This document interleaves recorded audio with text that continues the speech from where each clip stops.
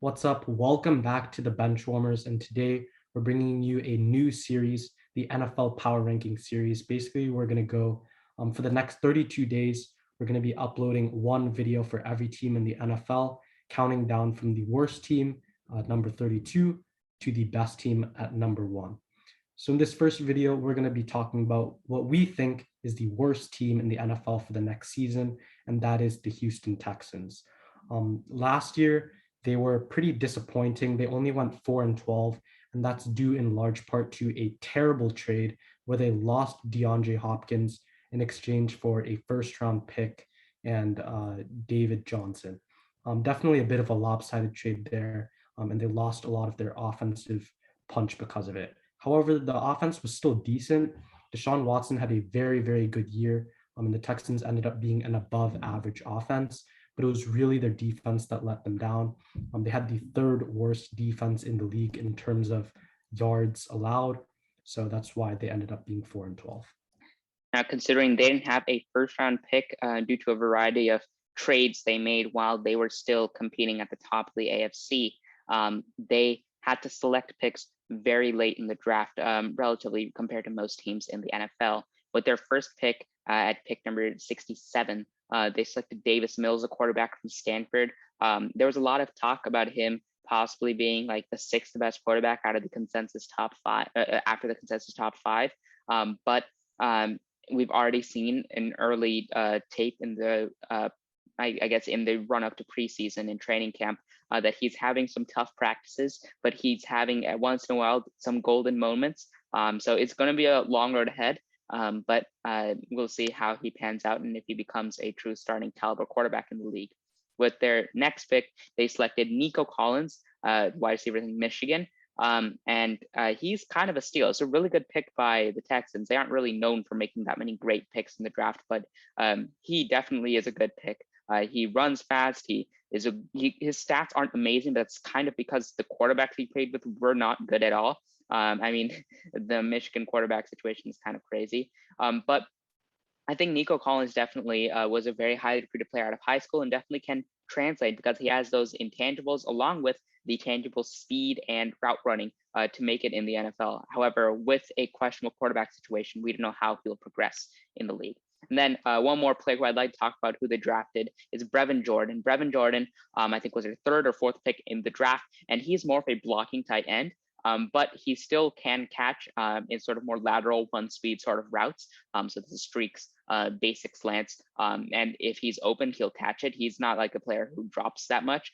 So he's sort of a consistent. He'll get a few yards, he'll block a few people, and he'll sort of give the quarterback a bit more time, considering that he has that sort of flexibility to be a blocker also. Along with their mediocre draft, they also had a mediocre offseason. Obviously, Deshaun Watson has been facing many legal problems, so his future in the NFL is questionable, and that's one of the Texans' best players. And having their future questionable is definitely not a good sign. On top of that, they also lost many players in free agency, one being Will Fuller, who is one of their best wide receivers, who really stepped up this season, had a very solid showing before he was suspended. And having your best wide receiver losing your best wide receiver in free agency is a very big concern, and their offense will definitely suffer. Another major loss was J.J. Watt, who signed with the Cardinals, and he was one of the Texans' best defensive players despite being injured all the time. And losing him is another big blow to their already subpar defense. Another major loss was Duke Johnson. He hasn't been signed by another team, but he's a veteran on the team, and I think he provides a lot of moral support. He's also very familiar with the Texans offensive system, and he's a solid running back overall. And now for their signings. Their signings were okay, but they don't make up for the major losses in free agency. One of them was Tyrod Taylor, and he signed to a one-year, $12.5 million deal. We think this is definitely overpaid, but you're going to have to pay this kind of money if you want to attract players to the Texans. And it looks like Tyrod Taylor will be the starting quarterback, which is not a very good sign because he's just a short-term fill-in until the Texans can find a better player. Some other signings were actually pretty good. There were Desmond King, Mark Ingram, Philip Lindsay, and Christian Kirksey.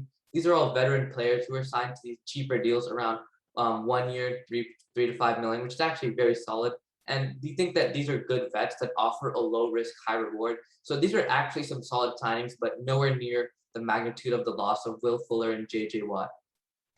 now that we've talked about some of the stuff that happened to them in the offseason and last season, I'm going to talk about how they project going into the new NFL season. So, sorry to all the Houston Texans fans, but I think it's fairly obvious why the Texans are ranked the lowest in our power rankings. They've lost, or they might lose Deshaun Watson, and they've lost J.J. Watt and Will Fuller. Those are pretty much their three best players, apart from maybe Laramie Tunsil. You could maybe throw him in there at third. But this is just very, very rough for the Texans. They definitely need to do a complete overhaul, a complete rebuild. I think their defense is the worst in the league now that they don't have J.J. Watt.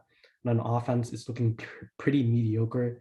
They made some signings, but I think they kind of have a case of quantity over quality. Like at running back, they have Philip Lindsay, David Johnson, and Mark Ingram, who are all like fine but unexceptional. So there's pretty much nothing really good about the Texans.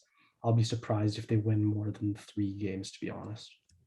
Yeah, sort of a similar sentiment. I think that they won't go 0-17 and officially be the worst team of all time, but I think that they will be able to crack maybe 2 or 3 wins.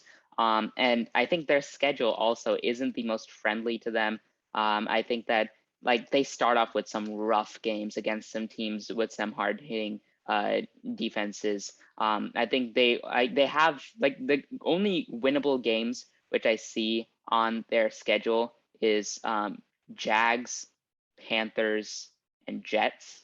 So that's 4 games in the entire season, pretty much. So I think that that's there's 4 winnable games, and I think at best they win 2 or 3 of them. I think that they may be able to pull off a shocker if like Mark Ingram goes super insane mode 2019 all pro version again. But I think that considering their circumstance at quarterback, they went 4-12 with one of the best quarterbacks in the league last year, led the league in passing yards. But I think without him, they'll be much worse. I agree with both of you. The Texans are definitely going to have a terrible year. I think, like you said, Aki, the only winnable games are against these very low-level teams. And I think they may have a shot at winning later in the season against good teams that don't really care, just like how the Rams were upset by the 49ers. So I think the Texan squad especially lost on offense because their offense does not have their best quarterback anymore and will probably not have their best quarterback anymore. And they lost their best wide receiver, and that's very, very bad for the Texans. They also lost their best defensive player, J.J. Watt. When you lose all of these important players, it's just going to go downhill from there.